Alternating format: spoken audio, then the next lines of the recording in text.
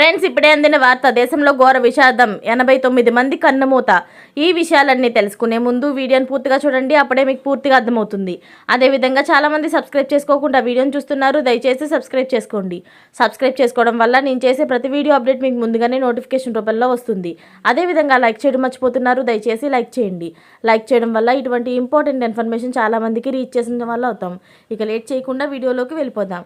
Africa దేశమైన Mauritania తీరంలో పడవ బోల్తా పడడంతో 89 మంది మరణించారు. చాలామంది గల్లంతైనట్లు సమాచారం.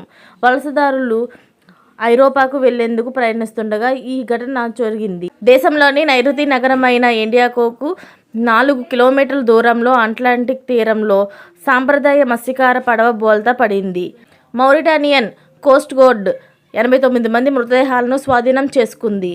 సెనెగల్, గాంబియా తీరం నుండి బయలుదేరిన పడవలో 170 మంది ప్రయాణికులు ఉన్నారు. 5 ఏళ్ల బాలికతో సహా 9 మందిని కోస్ట్ గార్డులు రక్షించారు. అట్లాంటిక్ దాటి ఐరోపాకు వెళ్తున్నందుకు ప్రతిరోజు వందలాది మంది ఈ ప్రమాదకరమైన ప్రయాణం చేస్తున్నారు. మధ్యధరా ప్రాంతంలో భారీ భద్రతను ప్రవేశపెట్టిన తరువాత కూడా అట్లాంటిక్ మార్గం గుండా వలస విస్తృతంగా పెరిగింది. ఈ ప్రమాదకరమైన సముద్ర ప్రయాణాన్ని పనికిరాని చెక్క పడవలు వినియోగించుతున్నారు. బోట్ల నిండా మనుషులు సరిపడా నీరు, ఆహారం లేకుండా ప్రమాదానికి గురి అవుతున్నారు. ఇలాంటి లేటెస్ట్ అప్డేట్స్ అన్ని మీరు ముందుగానే పొందాలి అనుకుంటే ఛానల్ని సబ్స్క్రైబ్ చేసుకోండి.